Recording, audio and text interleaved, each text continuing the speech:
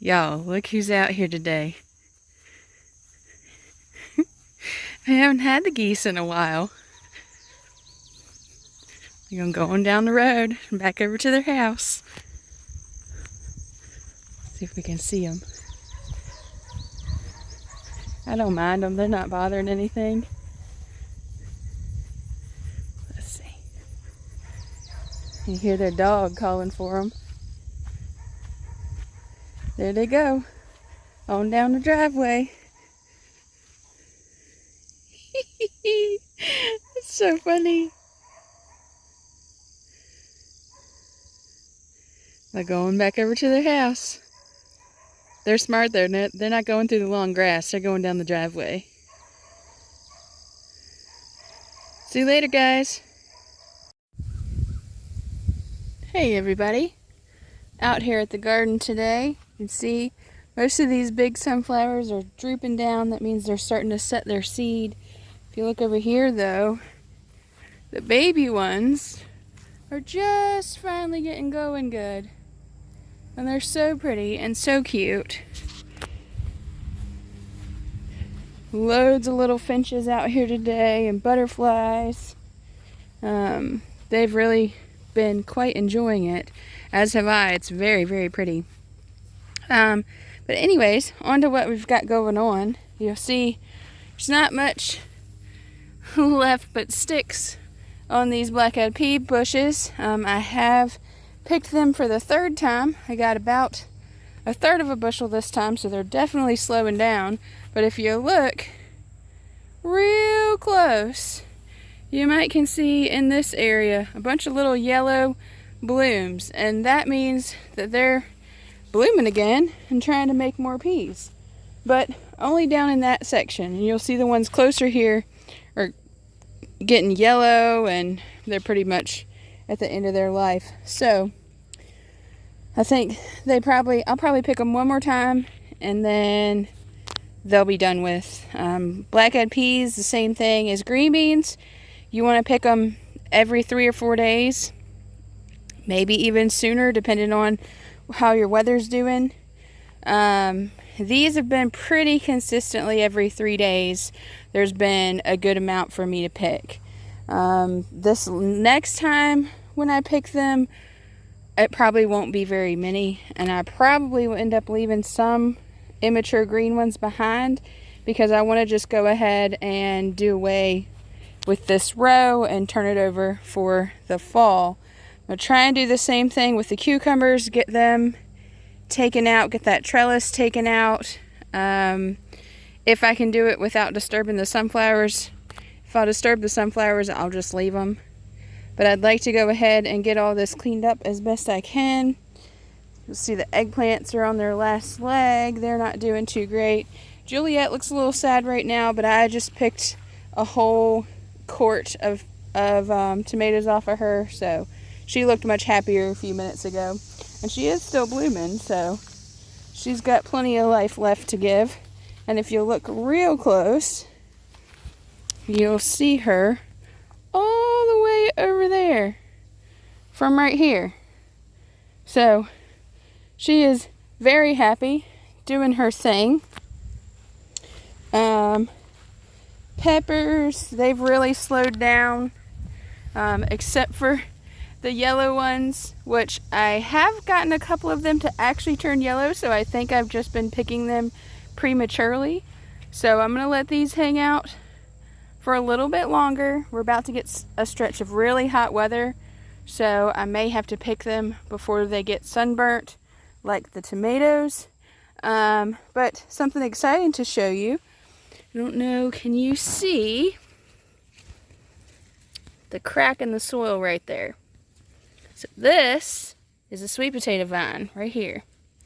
That crack tells me, oh look, there's one above the surface right there. That's a sweet potato. So this plant is making sweet potatoes. I need to cover that back up. But that means it won't be too long, and I may go ahead and dig that one up, because you'll see it starting to turn kind of yellowish there. This one right here especially, starting to turn kind of yellowish. So it may have done all it's going to do. So I may dig that one up and see what we have under there, because if they're pretty much as big as I'd like them to be, because I don't like the big monster sweet potatoes, they're hard to process. I'd rather have the smaller ones. So if these are the size that I want them to be, I'll go ahead and pull all the sweet potatoes out of this row. And the peppers have pretty much slowed down other than these two plants. So what I probably do is go ahead and clean up that whole row as well. So then I'll be able to turn over this row. And you remember this was the squash row. Get rid of this row. Get rid of this row. Then this is the double green bean row, which is absolutely loaded in green beans. Let me see if I can show you. You see some over there. But it's absolutely loaded in green beans. There are still a few blooms, but I think in a couple days I'm going to come out and pull all of these plants up and then be able to pull all the beans off in the shade, because it's just too hot to be out here fighting the weeds and the sun to try and get them picked. And they're pretty much, they're on their last leg. This will be the 9th picking. And I probably could have gotten 10 or 11, but I've really just been letting them sit until they stop blooming. And if you'll look, there's a couple blooms way down there. There's a bloom. Where is he? There's a bloom right in there, but nowhere near the blooms that were out here. And the plants are starting to look a little more stressed, a little more rough looking. Like, look at that. So I think it's time that I can go ahead and pull them up and get all those beans off. I'm hoping that we're going to have some seed stock in there. So some of them will be big enough that I can set to the side and dry and use them as my seeds for next year. Because I've never seen Blue Lake green beans be so prolific. They have been, and it may have just been the weather this year, but they have been absolutely amazing. Like said, 10 or 11 pickings off of these, maybe even a dozen. So I'm gonna try and save the seeds off of them if I can. That'll save me about $20 in seed, and also hopefully get me a heartier bean that's ready for this climate. I'm gonna do the same thing with Juliet's seeds, because she brought herself one back. Look at this lovely breeze. It's amazing. But she brought herself back without me doing anything, so she's one I'll keep seeds off of.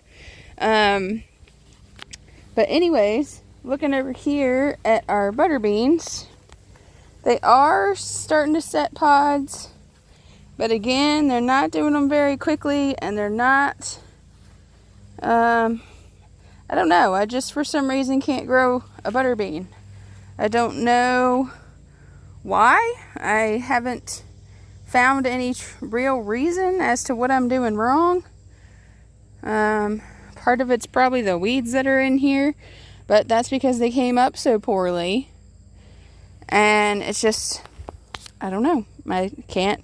They bloom real pretty and they start to make pods, and then it's like they just get stuck. I'll show you. They just kind of get stuck like that.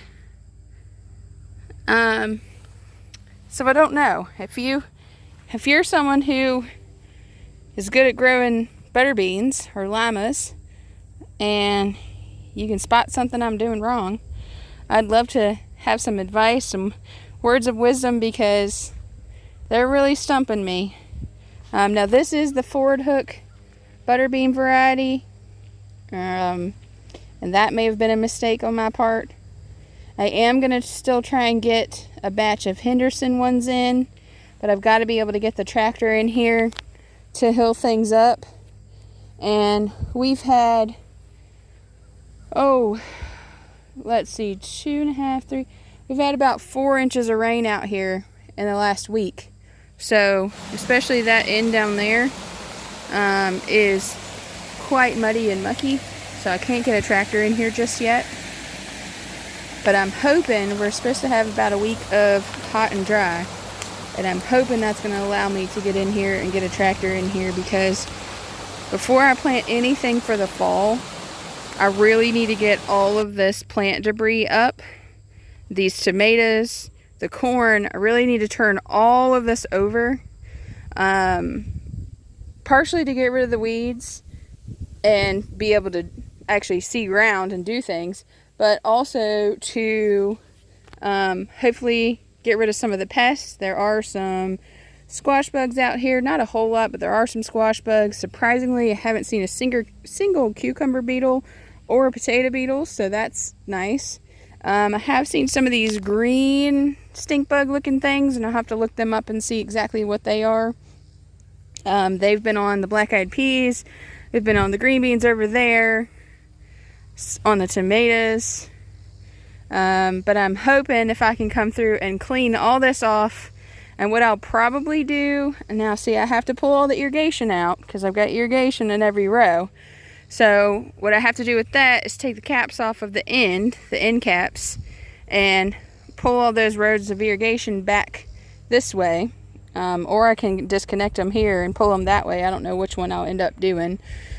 But I have to get all the irrigation out, which is fine because I'm not using the irrigation right now anyways. And I don't know, this is kind of getting into our rainy season, so you don't really need irrigation this time of year.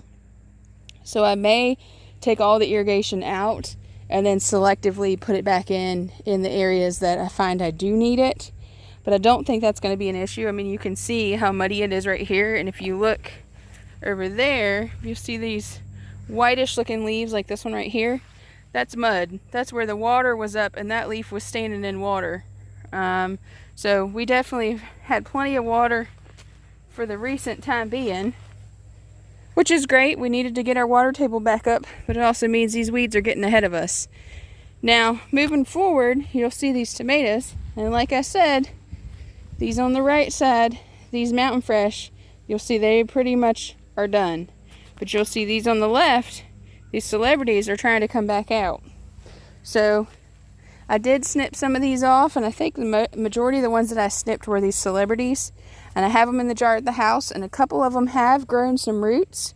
So I'm going to get them into some pots and see if I can get them established well. And then they'll be coming out here somewhere. I have to decide where I want to put them. I won't be putting them back in this same row or in the Mountain Fresh row, because here's where we have some blight going on, which there's some evidence of that right there. And then there's also some stink bugs in here that are causing speckled tomatoes, because what they do is they will bite the outside of the tomato and suck the juice out, and when they do that, they make like a little sore on the tomato, and it makes it speckled, and it can make it go bad faster. Makes kind of some hard spots in the tomatoes. You just don't want any of that. So I want to get all this cleaned up, take all this down. When I put all this up, I was hoping to be able to use this as a pea trellis, a green pea trellis, for this fall, but I'd rather get it all cleaned up and set all of these new than fight with this wonkiness that we have going on here. Now, one thing I will say with this tomato section is that I'm going to try my best to see if I can turn these over in a way that I don't disturb the marigolds, because the marigolds are doing really well. And what I want to do, and I think I'm going to do it down the middle, is I have a bunch of newspaper and cardboard, and I think what I'm going to do is lay that nice and heavy down the center here of these two rows of marigolds. So you've got marigolds, and then there's marigolds over here, and I'm going to go right down the center here and plant some pumpkins and some watermelons.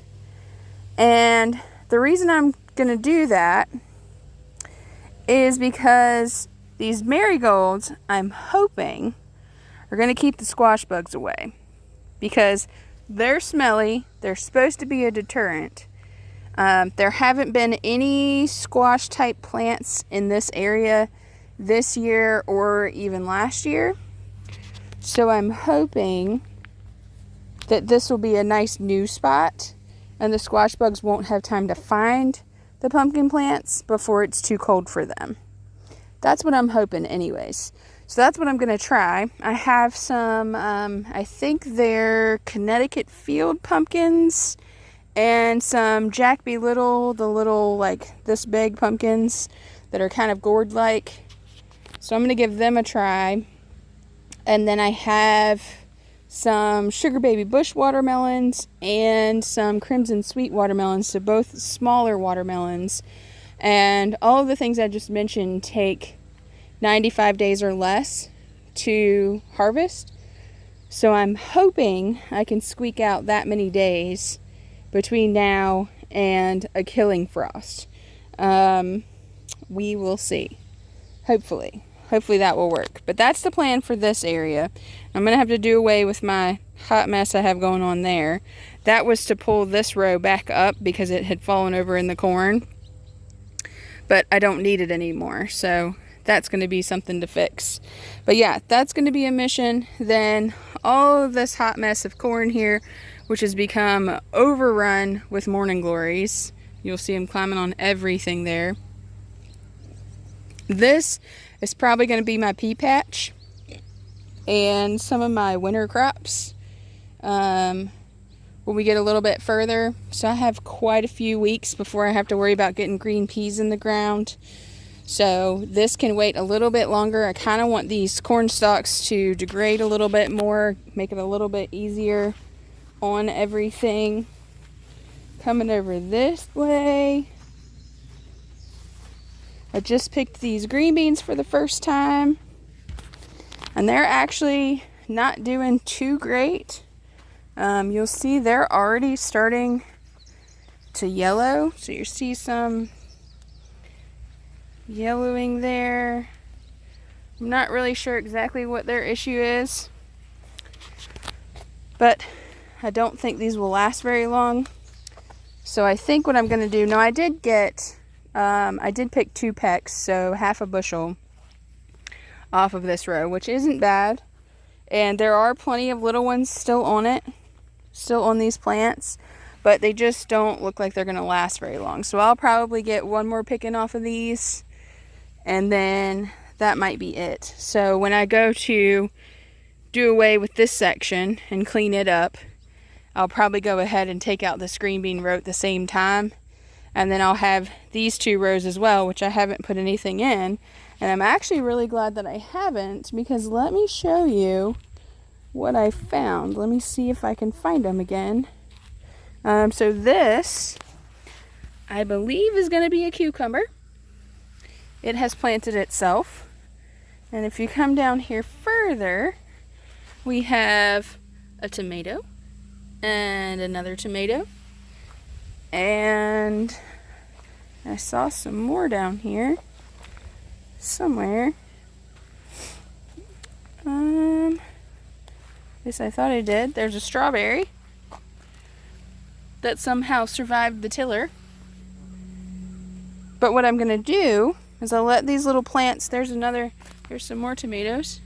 I'm going to let them get a little bit bigger, and then I'm going to dig them up and put them in whichever row I decide to put my new tomato plants in. What I actually might do, because I have a pretty nice stand of marigolds growing right here. They haven't bloomed real well just yet, but there's a pretty good stand of them right there. So I might, in this kind of leafy section here where I had the strawberries, that I might just move them right over into that row. This may be my new tomato row, which probably will be better because this row stays pretty dry because it's close to the woods. So the trees come out, the tree roots come out this way and keep it pretty dry. And tomatoes don't like to have their feet wet.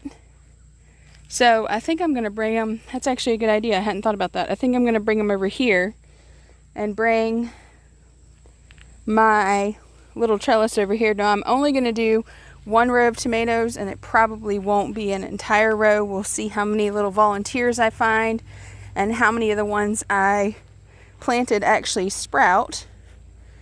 But that's pretty exciting to have some little volunteers running around. So Mother Nature said there's plenty of time to get cucumbers and tomatoes before she's going to frost on us. Which is right. All of the gardening experts and everything tell you can plant a second crop in this area. We're in 7B, Central Virginia. All the gardening experts will tell you have the month of August to get your second things in. So your tomatoes, now it's too late for corn, and kind of pushing it on the pumpkins.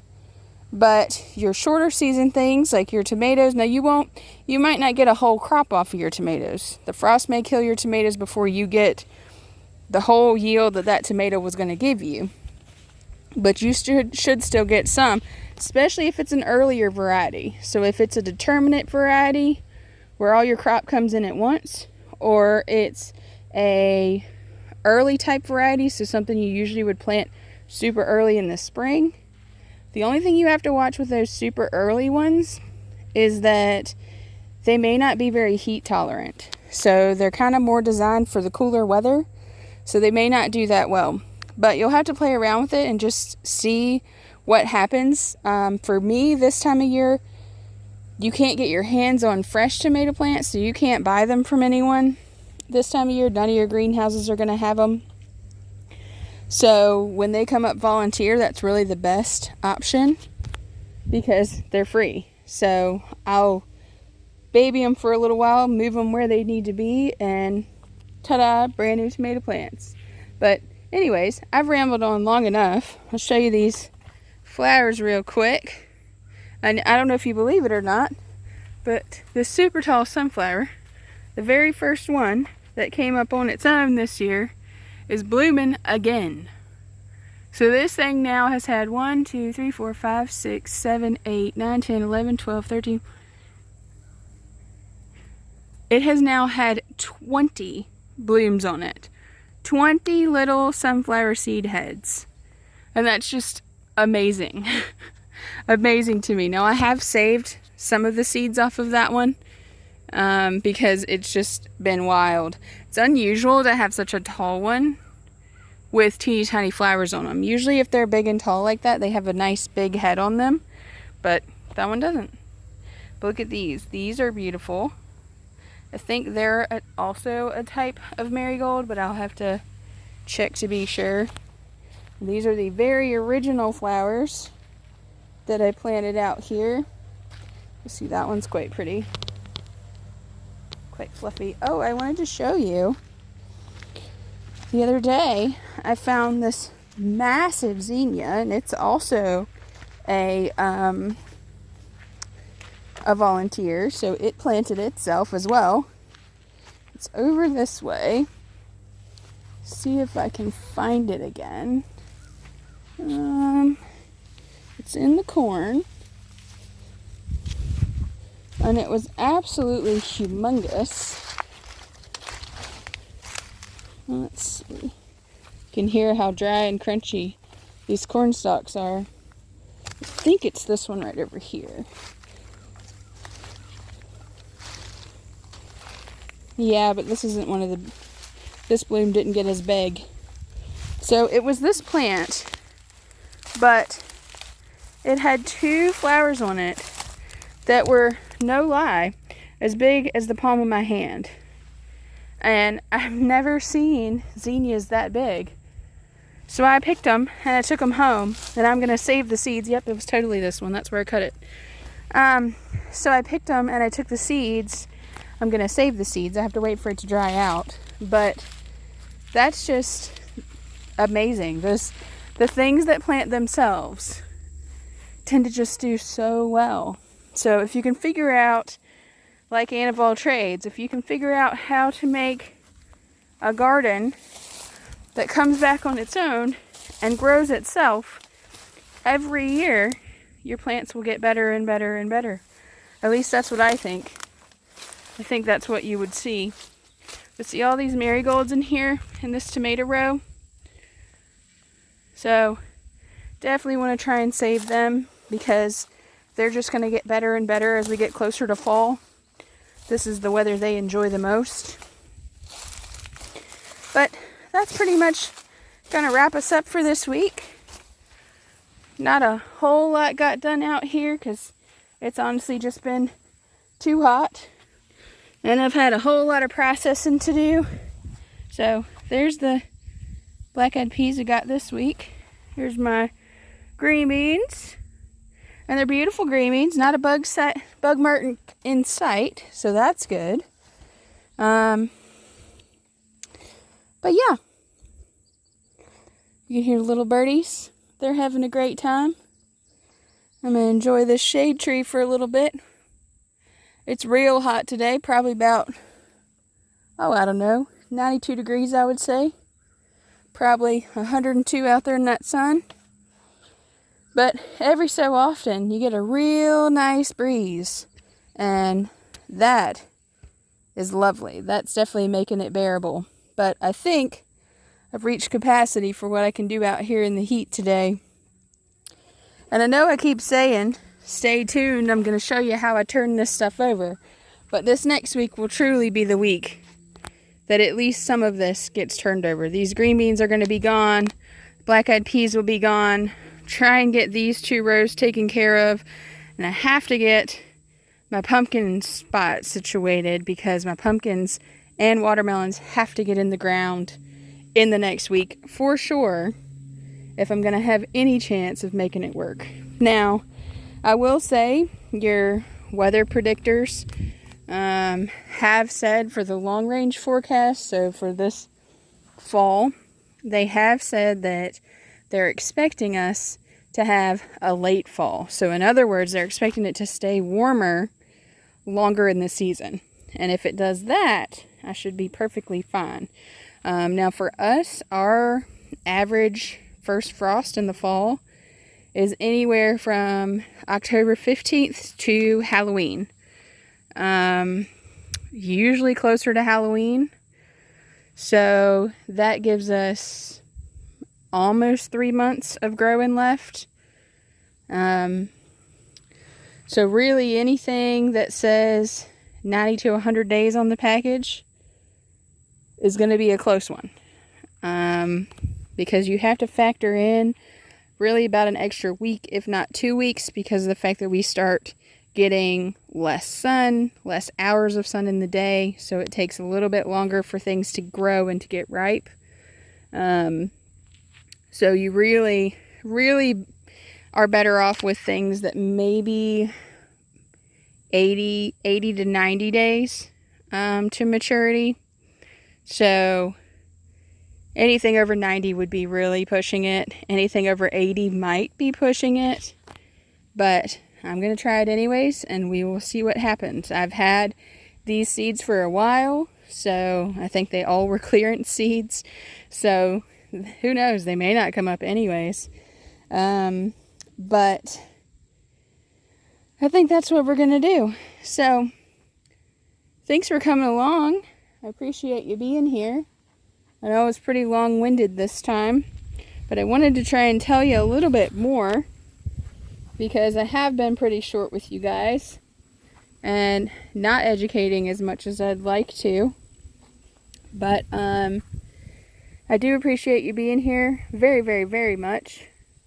And I do hope that you will like this video and subscribe if it's something that you're interested in. If you want to know what I did with all those tomatoes, which by the way, I picked 8 bushels of tomatoes in total so far.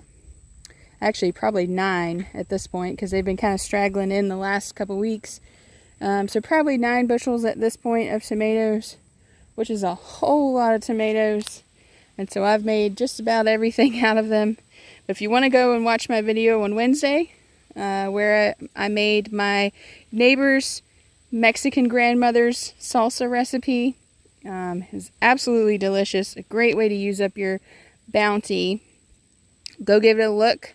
Like I said, like, subscribe, share, this video if you know of somebody who'd be interested, and leave a comment. Let me know where you are and if you've been enjoying these videos and if you're someone who gardens. But I hope you guys have a wonderful weekend. It should be a real hot one in this area, so make sure you take care and watch out for your elderly and children, because they'll feel it more than the average person will. But anyways, y'all take care. Thanks for being here.